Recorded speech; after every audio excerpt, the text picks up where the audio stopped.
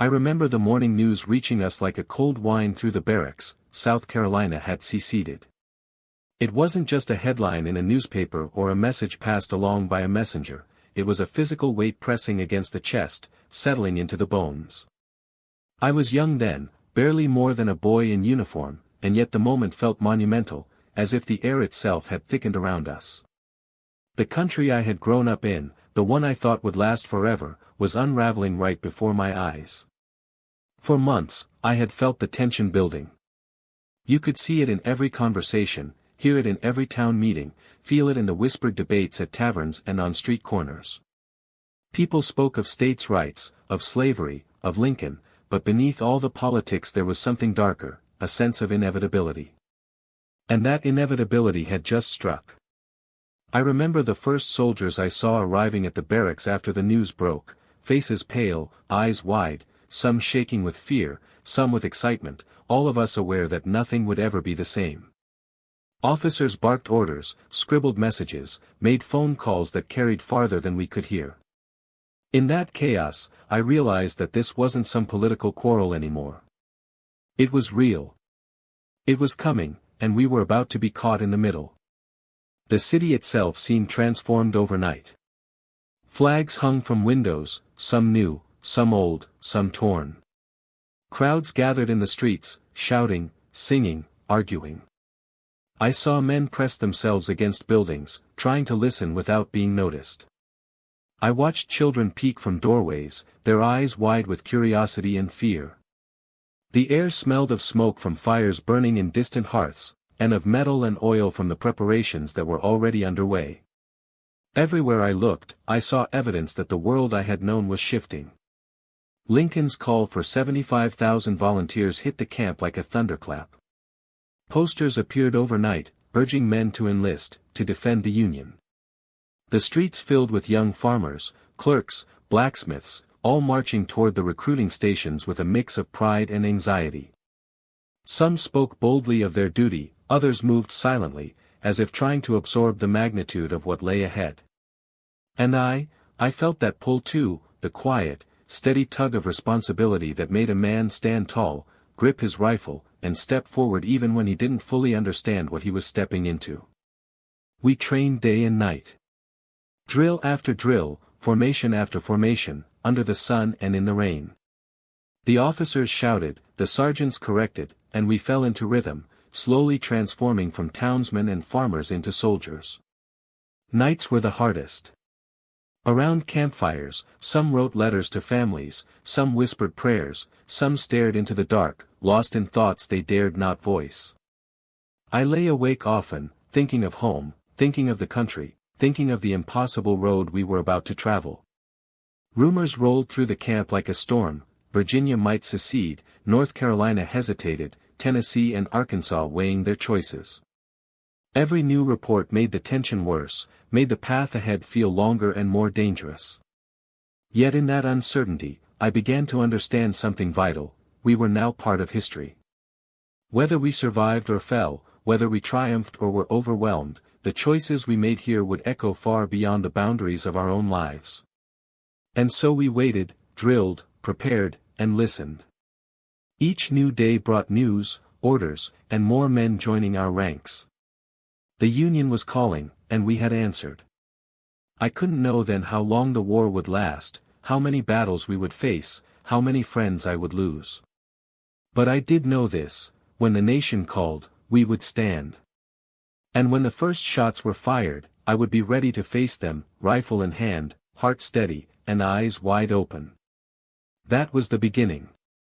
Not of the war, not entirely. But of the moment when the air itself seemed to crack, when the country tilted, and when ordinary soldiers like me realized that the world we had known was gone forever, and that we were the ones who would carry it forward. I remember the tension in the air as we prepared to move. It wasn't just the weight of our packs or the drills we had run 100 times. It was the knowledge that everything we had trained for, the hours of marching, the endless repetition of formations, the long nights of cleaning rifles and counting ammunition, was about to be tested in a war we could no longer imagine.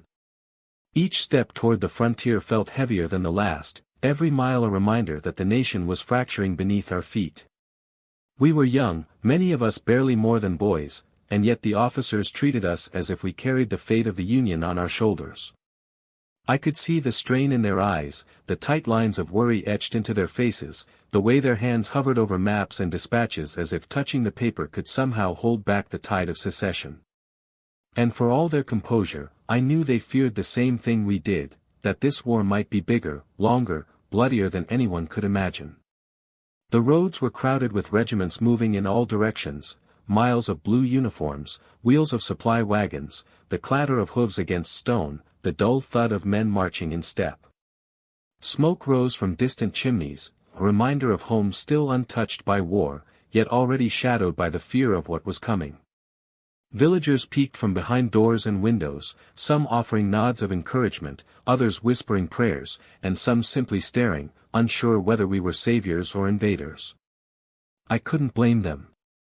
We were strangers on their soil, carrying rifles and muskets, marching in the name of a government that many of them no longer trusted. Every night, when we made camp, the weight of what lay ahead pressed on us.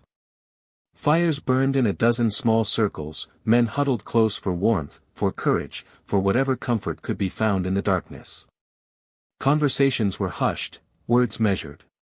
Some wrote letters to families, others whispered prayers, and a few tried to make jokes, but the humor fell flat, swallowed by the tension that settled like fog over the camp. I would stare into the flames, feeling the warmth on my face, knowing that somewhere out there, the Confederacy was organizing, preparing, readying itself for the same moment we were. The call to arms had come from Lincoln, a summons none of us could ignore. Posters plastered on boards and walls urged men to enlist, to defend the Union, to preserve the country that was slipping through our fingers. Men lined up by the dozens, signing their names, taking their oaths, lifting rifles they barely knew how to load. I had done the same. I remember the feel of the pen scratching across the paper, the weight of the words pressing down on me more than any pack ever could. In that moment, I knew we had crossed a line. There was no turning back. The march brought us to the borders of the Upper South, and the reality of the nation's division became tangible. Towns were tense, roads lined with people who stared and murmured, families split down the middle. I passed men in gray uniforms for the first time, not yet engaged in battle, but the sight was enough to send a chill through me. Their eyes met ours across fields and fences, and in those brief moments, I understood that this was personal. The enemy wasn't a foreign invader, it was neighbors, friends, men like us who had chosen the other side. And yet, amidst the fear and uncertainty, there was a sense of purpose that ran through the regiment. Each drill, each march, each careful inspection of muskets and powder was a promise, that we would stand, that we would hold, that we would fight. The Upper South had made its choice. The Confederacy was solidifying. And we, ordinary soldiers, were now on the front line of a war that would test everything we thought we knew about loyalty, courage, and the meaning of a united nation. Night after night, I would lie in my tent, listening to the sounds of camp, the whispers of men, the creak of wagon wheels, the distant howl of a dog, and think of what was to come. The road ahead was uncertain, the enemy unknown, the dangers innumerable. And yet, for the first time since the news of secession reached us, I felt a quiet determination settle in my chest. We were soldiers. We had been called. And we would answer. History was not waiting for us. It was happening around us, and we were in the middle of it, walking straight into the storm. When the telegraph wires first carried word that South Carolina had fired on Fort Sumter, I was sitting in a crowded mess hall in Washington, drinking weak coffee and trying to pretend everything wasn't falling apart. The room went quiet, so quiet you could hear spoons clink against tin mugs. Some men stood up straight like they'd been called to attention. Others slumped, as though the news had knocked the wind from their lungs. For months we'd all felt the tension twisting tighter and tighter, like a rope pulled by unseen hands. But hearing that the first real shots had been fired, made it more than politics or rumor.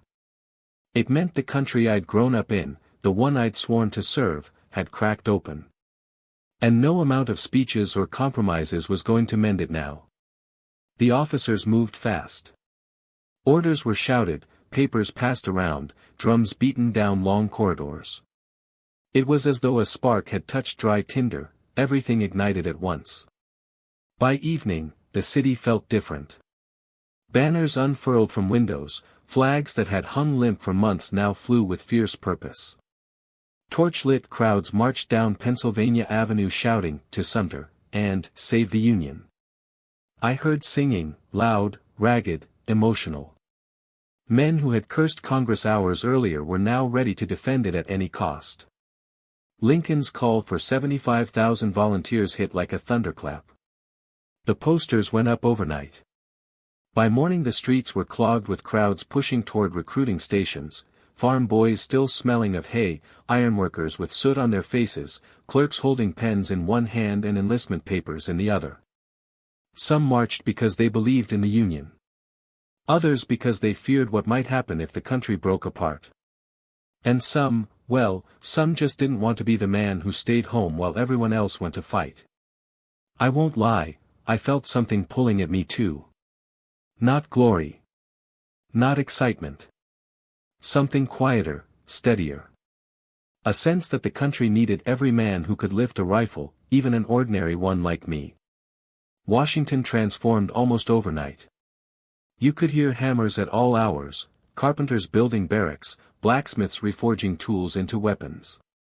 The smell of fresh-cut lumber mixed with horse sweat and campfire smoke. Everywhere I turned, there were uniforms, some blue, some makeshift, some barely stitched together by mothers and sisters the night before. Every day new regiments poured into the city, marching with uneven steps but fierce pride. Some of the men were boys, really. Cheeks still round, eyes too bright. They marched as if the war would end before they even saw a battlefield. Others were older, veterans of the Mexican War, men with scars and steady hands. They moved with grim understanding. They knew a country doesn't tear itself apart without a price. We were thrown into training immediately. Sunup to sundown. Rifles up, rifles down. Marching until my feet blistered, drilling until my arms ached. Officers shouted until their voices cracked. Sometimes we made mistakes so big that even the sergeants had to laugh. But slowly, bit by bit, we began to look less like a mob and more like an army. At night, after the drills ended, we'd sit around campfires outside the Capitol grounds. The flames lit our faces in shades of gold and shadow. Some men told jokes, trying to keep spirits high. Others wrote letters, the firelight trembling over their pages. More than once I caught sight of a man wiping tears, trying to hide them behind his sleeve. I couldn't blame them. The truth sat heavy in all our chests, many of us were headed somewhere we might not return from. Rumors rolled through the camps like waves. Virginia will go next. Lee is staying with the Union. No, he's not. Maryland might secede. Each whisper felt like another piece of the ground shifting beneath us. I lay awake some nights staring at the canvas above me, listening to the distant bells of the city, wondering how long before everything came undone completely. Then something happened that I'll never forget. One evening, a regiment from Massachusetts marched into the city. They moved with hard steps, their faces pale from travel and resolve. As they passed the crowds lining the sidewalks, I saw something change, an energy that swept through everyone watching. These men weren't here to cheer or to argue or to gossip. They were here to fight. Watching them, I felt a knot tighten inside me. Not fear, something more like recognition. This was real. This was happening. And no matter how long the war lasted, no matter how many states chose one side or the other, ordinary soldiers like us would carry the weight. That night, as the campfires dimmed and men settled into uneasy sleep, I realized something I hadn't dared admit until then. The Union wasn't just an idea anymore. It was something fragile, something bleeding, something that needed defending. And whether or not I felt ready, I was now part of the army that would have to do it. I remember the first time I truly understood what a divided country looked like. It wasn't in a newspaper or a speech. It was on the march south, when we reached the bridges leading out of Washington and found them guarded by our own men, bayonets fixed, rifles loaded, eyes hard. They weren't aiming at Confederates. They were guarding against Maryland. That's when it hit me, the battle lines weren't drawn neatly on a map. They ran through towns, through houses, through families. Neighbor against neighbor, brother against brother. And we were marching straight into the heart of it. After training, they sent us to defend the capital's outskirts. No one said it out loud, but rumors clung to us like dust. Maryland could secede at any moment. If that happened, Washington would be orphaned, cut off from the north, surrounded by hostile territory. Every step we took on Maryland roads felt like we were walking across thin ice. We passed through towns where people watched us from behind curtains. Some spat as we marched by. Others waved hesitantly, like they weren't sure which gesture would get them killed by their neighbors later. I saw an old man standing on his porch, hat pressed against his chest, tears on his cheeks as we passed. I still don't know if he cried because he supported us, or because he didn't. At one crossroads, a crowd gathered, half cheering us, half shouting that we were tyrants. Two men nearly came to blows right there in the dust. A woman dragged her husband back into their house, screaming at him to keep quiet before he got himself lynched. Another man lifted his child onto his shoulders and told him to remember this day, that real Americans fight for their rights. I couldn't even tell which side he meant. The officers ordered us not to engage, not to speak, not to react.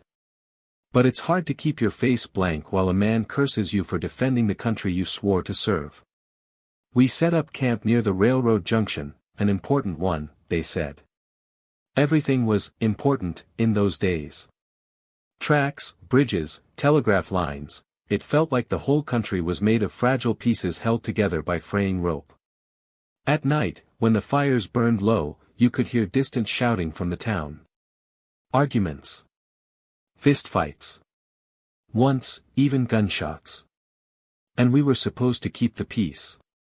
The worst moment came when a local man wandered into camp, drunk and angry. He shouted that Lincoln was a tyrant, that we were invaders, that we had no right to stand on Maryland soil. One of our boys, younger than me and hot-blooded, reached for his rifle, but the sergeant shoved the barrel down before anything happened. The man eventually staggered away, still shouting. But the damage was done. We lay awake for hours afterward, staring into the fire, wondering how many others felt the same. Wondering how close we were to being surrounded by enemies in blue coats and gray hearts. The next day, I saw a different sight. A line of men, locals, walked toward camp with their sleeves rolled up, hat brims pulled low. They weren't armed. They weren't shouting. They carried shovels and axes. When the captain asked what they wanted, their spokesman simply said, "We heard y'all need to fortify the line." Just like that. Quiet. Steady. Determined.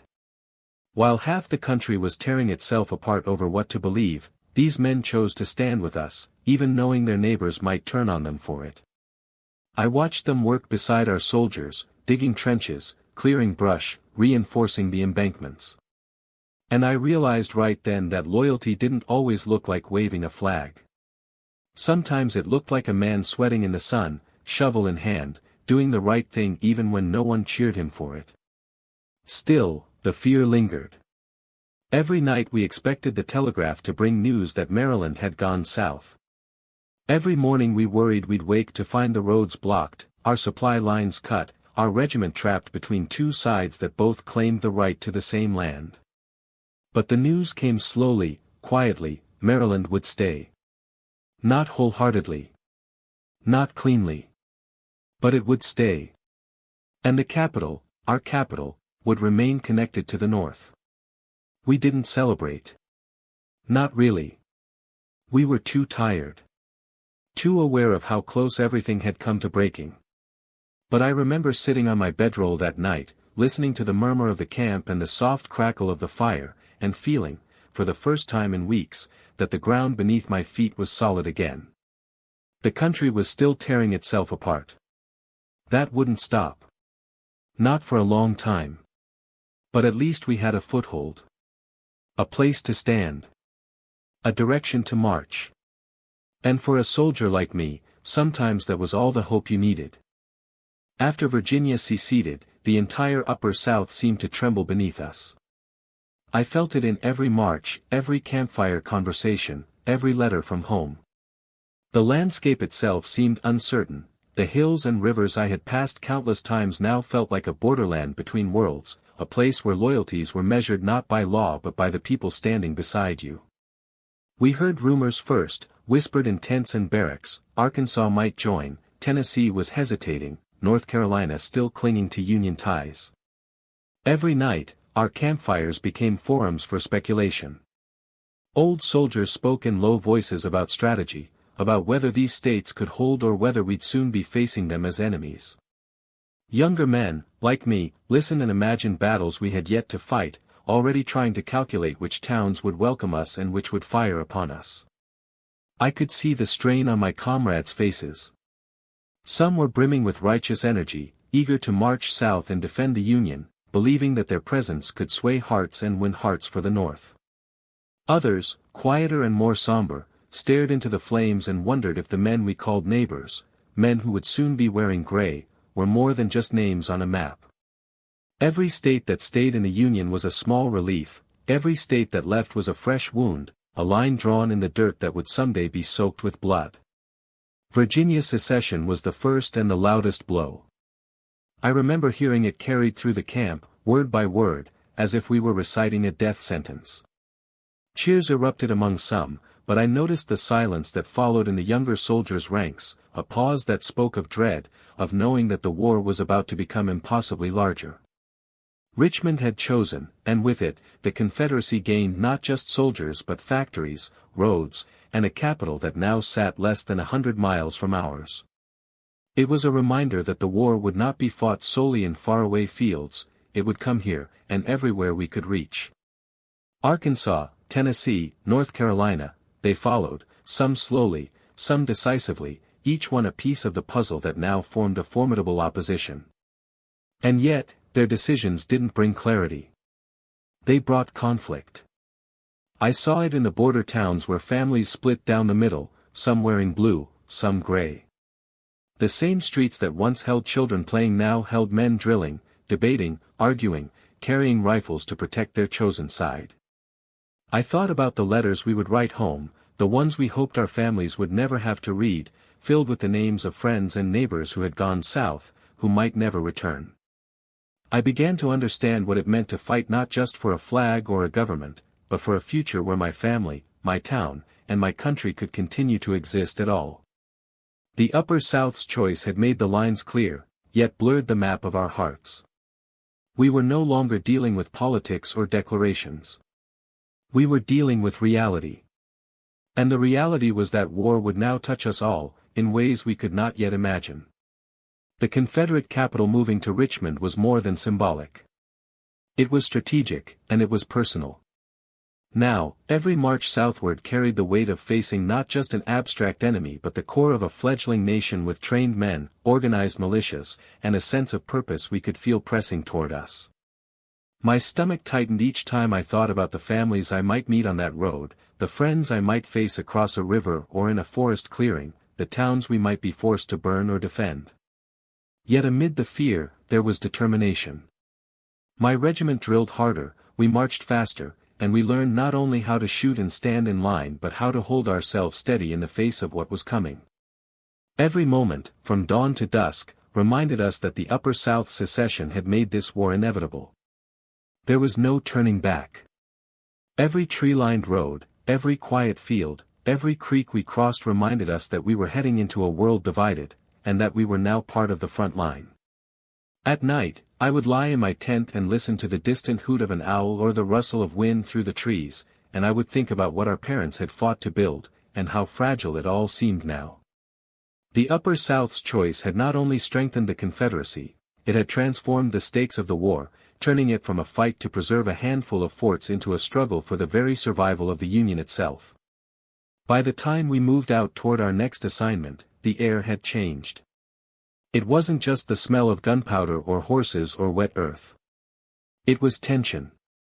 A heaviness that pressed against our shoulders, reminding us that each step we took, each order we obeyed, was part of something far larger than ourselves. The Upper South had drawn a line. And on that line, I knew, we would meet them. The day we received orders to move toward the border states, I felt a weight settle on my chest that no pack or rifle could match. We had drilled for months, practiced formations and fire discipline, but this was something different. This was real. Every step toward Virginia, toward Tennessee, toward the line where brother might face brother, reminded me that the war was no longer a distant threat. It was here, in the dirt under our boots, in the early morning mist, in the uneasy silence of towns we passed. Our regiment marched out at dawn, the fog curling around our legs like smoke from a distant fire. I kept my eyes on the horizon, trying to ignore the drumbeat of fear inside me. Around me, the other soldiers shifted nervously, some quietly singing marching songs to keep spirits high, others speaking in whispers about families they feared they might never see again. I tried to do the same, repeating lines of old Union songs under my breath, but the words felt hollow compared to the weight of what we were about to face. The countryside was deceptive. Rolling hills and forests, quiet streams and stone fences, it seemed unchanged from the last time I had passed this way as a boy. Yet every tree, every creek, every shadow seemed charged with threat. We weren't just passing through land anymore, we were entering a region that had already decided to turn against us. The Upper South had chosen its side, and now the land itself felt hostile, as if the forests whispered warnings we could not hear. We stopped for the first night near a small crossroads town. Lanterns flickered against the rough timber of buildings that had once been homes and shops, now quiet under the weight of suspicion. From the windows, eyes followed us. Children peeked out, frightened or curious, but quickly pulled back behind curtains. At the tavern, a man spat as we passed. A woman shook her fist from a porch and shouted words I could not catch in the darkness. My stomach churned with every glance. Was this what we would face every mile from now on? Around the fire that night, we huddled close. Some soldiers wrote letters to their families, others prayed quietly, heads bowed. I found a small patch of grass and sat, staring into the flames. I could hear the whispers of officers planning patrols and supply runs, but my mind kept drifting to Virginia, Tennessee, North Carolina, states now aligned with the Confederacy. The thought that the men who might march against us could be farmers, blacksmiths, or neighbors like mine made my hands clench involuntarily. Orders came early the next morning. We packed quickly, the air thick with tension. Our sergeant, a man who had seen more campaigns than any of us could count, walked past, muttering warnings and advice. Keep your heads down. Watch your corners. Remember your training, and don't fire until you see the whites of their eyes. His eyes held the same unease we all felt but hidden behind years of duty. Marching through the countryside, the reality of the Upper South's decision pressed in from every direction. Villages we passed were quiet, but not at peace. A barn on a distant hill seemed abandoned, but as we passed, a shadow moved inside, a fleeting reminder that not all eyes welcomed us. I could hear the faint clink of tools as someone reinforced a fence or shuttered a window, preparing for what might come. Every small sound, the creak of a gate, the bark of a dog, the rustle of leaves, made me flinch. We crossed into Tennessee, and the tension escalated. Local militia had begun organizing on the ridges, and the men in gray became more visible. I didn't see them directly that day, but the signs were everywhere, freshly dug earthworks, makeshift barricades, and the occasional sighting of mounted scouts disappearing into the trees. Every mile felt like a step closer to a war we had only imagined in drills and maps. That night, as we set camp in a hollow between two ridges, I lay awake listening to the wind through the trees. Somewhere in the darkness, a gunshot rang out, not close, not threatening, but enough to remind me that we were not alone. Men whispered about reports from scouts, rumors of Confederate patrols, and towns torn between loyalty and fear. Every man in the tent next to mine shifted uneasily. No one spoke much. Words seemed unnecessary. The air itself carried the dread we all felt. As I stared up at the stars, I thought about the Upper South and the decisions that had shaped this march. Their choice had made the Confederacy stronger, and it had made our path longer, our battles more uncertain. The land that should have been neutral, that could have been a buffer, was now filled with eyes, ears, and rifles pointed at us. Every creek, every hill, every forest felt like a line drawn against the Union. Yet amid the fear, I found a strange clarity. This was our duty. We were marching not just for the government in Washington, not just for political ideals, but for every inch of ground that could still be held, for every family that still believed in the Union, for the possibility that someday, these divided lands could belong to one nation again. The Upper South had drawn a line, and we would meet it, step by step, mile by mile, rifle in hand.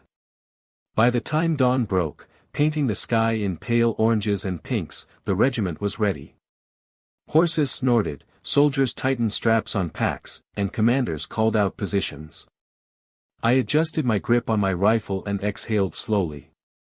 Fear still lingered, but determination had replaced the initial shock.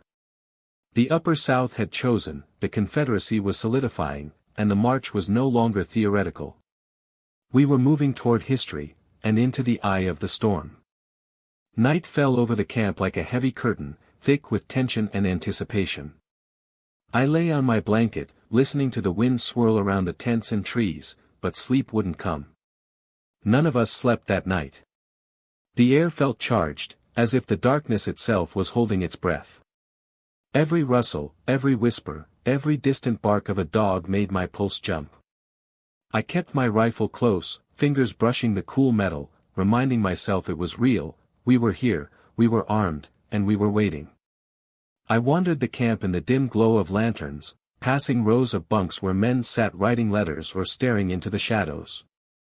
Some whispered prayers, others muttered curses at the Confederates across the rivers we couldn't see but knew were there.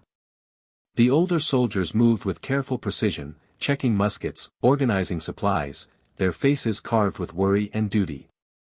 Even Major Anderson, though a continent away in presence more than miles, seemed to linger in our minds, his quiet strength a tether for all of us. I stepped outside, onto the frozen earth of the parade ground.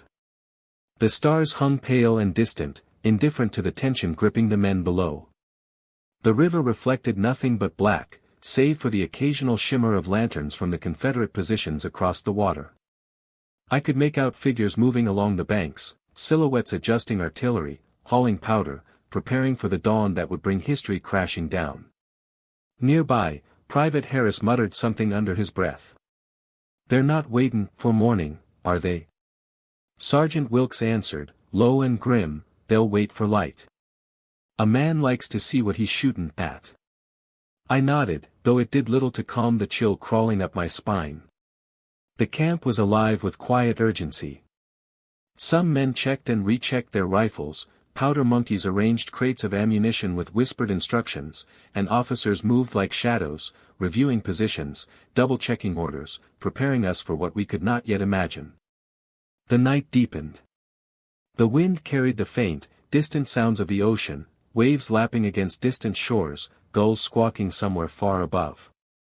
The faint scent of salt and iron hung in the air. I closed my eyes for a moment, trying to draw comfort from familiar smells, but all I could feel was the weight of anticipation, pressing into my chest, making it hard to breathe. Hours passed slowly, each one heavier than the last. Around 2 a.m., a gust of wind blew through the open embrasures, carrying the distant, almost imperceptible sound of a spark or a flare from Fort Moultrie. I held my breath, convinced I had imagined it, but the tension didn't let me forget. Every shadow seemed a threat. Every movement, a sign of what was coming. By 4 a.m., the harbor felt almost solid, as if the night itself had grown thick and heavy, waiting with us. We all sensed it, the inevitability of dawn, the moment when theory would turn into fire, when rumors would become reality. I could feel it in my hands gripping the rifle, in my boots pressed into the cold earth, in my stomach twisting in anticipation and dread. Major Anderson gathered us in the courtyard shortly before first light. He spoke quietly, each word carrying weight beyond its syllables. "Men," he said, "we may face fire by morning. I expect every one of you to remain calm. Remember your training. Watch your officers. And know that history will remember how you serve this fort." History. The word hung in the air like a stone sinking through water. No cheers, no shouts. Just the heavy, measured silence of men absorbing the meaning of what was coming. I tightened my grip on my rifle, taking a deep breath, feeling the cold steel against my palms. As the meeting ended, I returned to my post on the parapet. The horizon lightened with a soft, pale blue glow. Across the harbor, Fort Johnson loomed, a dark shadow waiting for purpose. My heartbeat quickened. My throat tightened. We all felt it. The night was ending. The storm was coming. And we, ordinary soldiers like me, were standing on the precipice, waiting for the first cannon, the first spark, the first real act that would tear the nation open and thrust us all into a war we could no longer avoid. Every sound, every movement, every whisper of the wind seemed magnified, a warning we could not ignore. I gripped my rifle tighter, eyes scanning the distant horizon, waiting for the signal, knowing that when it came, there would be no turning back. After the first cannon fired, after the smoke and roar swallowed the dawn, the world seemed to tilt. I remember standing on the parapet, ears ringing, eyes watering, trying to make sense of it all. The harbor was a haze of gray smoke and copper flashes. The air stung with gunpowder, salt, and something heavier, fear, anticipation, history. Men shouted. Orders came fast, clipped and chaotic. Some ran to their posts with steady hands, others stumbled, unprepared for the sudden violence. I clutched my rifle, knuckles white, and tried to focus. Every cannon that roared across the water seemed to shake the very ground beneath my boots. The first volleys were deafening, a storm of iron and fire. Time slowed in those moments. I saw the flashes of artillery from across the harbor, the silhouettes of Confederate crews moving with grim precision. I could hear the sharp, metallic report of cannons firing, the cracks of musket shots, and beneath it all, the collective heartbeat of the fort, pounding with fear and adrenaline. The men around me, my brothers in arms, moved as though instinct had taken over. Some carried ammunition, sprinting through the chaos. Others aimed and fired, lips pressed tight, eyes fixed on their targets. I felt the cold steel of my rifle against my shoulder, the recoil of the first shot I fired echoing through my bones. It was unlike anything I had ever experienced. Not a drill. Not a warning. Not even a dream. This was the real thing. Every step, every movement mattered. Every decision could mean life or death. And yet, amid the noise and smoke, there was a strange clarity. This was what we had trained for. This was why we had marched, drilled, and endured months of preparation. I caught glimpses of friends across the fort, faces strained, eyes wide, voices shouting commands.